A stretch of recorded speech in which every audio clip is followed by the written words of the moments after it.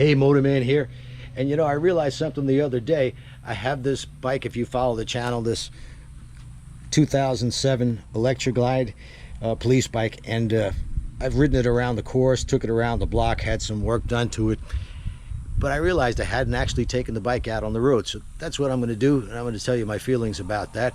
And I want to show you right now the main difference between the 2007 and the 2022 police bike, because I happen to have two of them here, and that is how much they shake at idle. Now these bikes, the 2007, it's a 103 twin cam, and I forgot, because it's been a while since they shook like this bike does. But I'm going to show you the difference between these two bikes, at least at idle first. Alright, here it is. Notice the 2007, the fairing and everything shakes, as do the handlebars and the mirrors. And the 2022, almost no shake at all. So as you can see, this is it's at idling 900 to 1000 RPM, and it's at idle. It is a lot of shake, but as soon as you bring it up to about 1500, it just about disappears. So really, that vibration at idle is not a big deal. It's just the way they work. Well, all right. So, like, if you don't know what this is about, maybe you don't follow the channel as you should subscribe, click the notification bell. But in case you didn't, I got this motorcycle. This is a 2007 FLHTP, or Electra Glide police bike. I got it from a friend of mine who bought it brand new 2007 and came to my class several times. Got to be as good as any motor officer with his skills. Rode the bike all over the country, to Alaska twice, Sturgis a couple of times. About 2 or 3 years ago, he ran out of time to ride. He just had it sitting in his garage, so he calls me up and said, do I want to buy it? I said, how much? He said, I have no idea what it's worth. He said, the only thing is it's not running right now, but I think it's the battery. So I went over to his house. He actually bought a new battery, and when I took off the seat, I saw there was probably a dozen wires hooked to the battery, and I could see why he didn't want to mess with it. So I put it on a trailer, rode the bike home, took off all those unnecessary wires that he had on here, and put the new battery in. First turn of the starter, it starts right up. Now the gas was a couple of years old, so I drained that, put some fresh gas in it, changed all the fluids, and took it to a mechanic friend of mine who just, to look over the bike to make sure it was okay. He told me that the ABS system wasn't working properly, and he said if I wanted to have it rebuilt or buy a new one, the ABS system, or the module, is about $1,000 to $1,200. So he said, but I could bypass it. So you'll have brakes, you just won't have ABS. Well, since I'm only going to use this as a rental for the class, I said, fine, do that. And he drained the brake fluid and checked the brakes on it. Pads were good. Did a number of things. In fact, I'm going to add this all up for you and show you on the screen.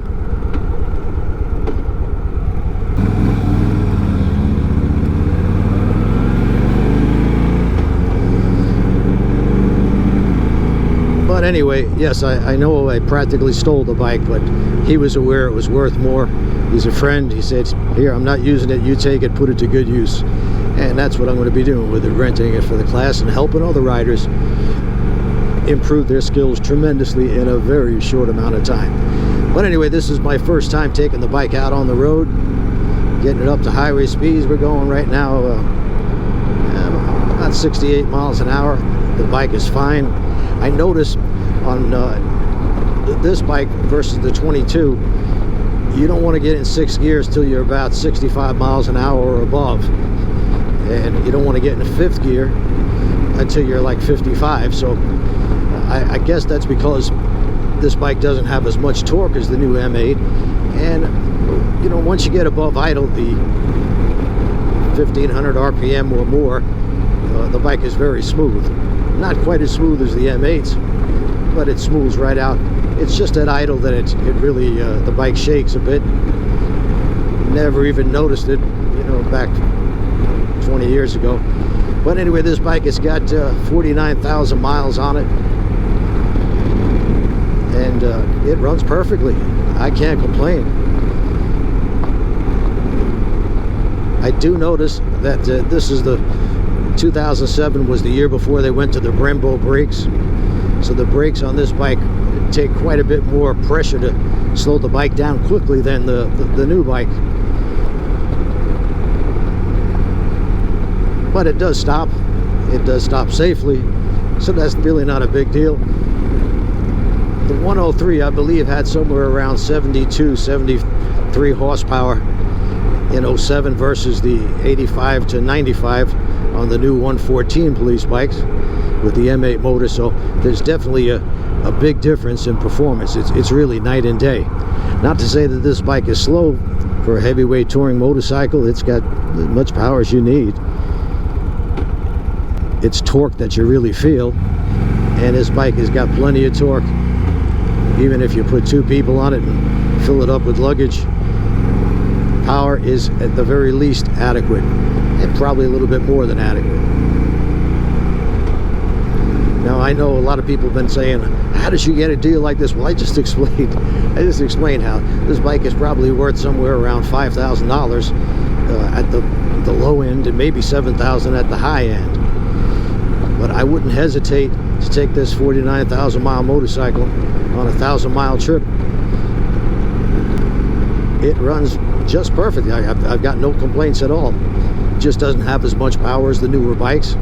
Maybe the front end is maybe a little bit looser than it should be.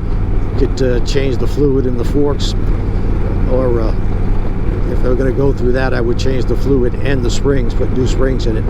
The rear shocks, he had lowered shocks on here. This bike was really low, and I got a set of shocks from I think it's a 2022 Ultra, the 13-inch shocks, and amazingly they fit on here. So the back end is all buttoned down. It feels fine. But yeah, this is for the money I pay for this bike. As far as styling, it's almost exactly the same as the 2022, but it runs great. Wouldn't hesitate to take it on a long trip.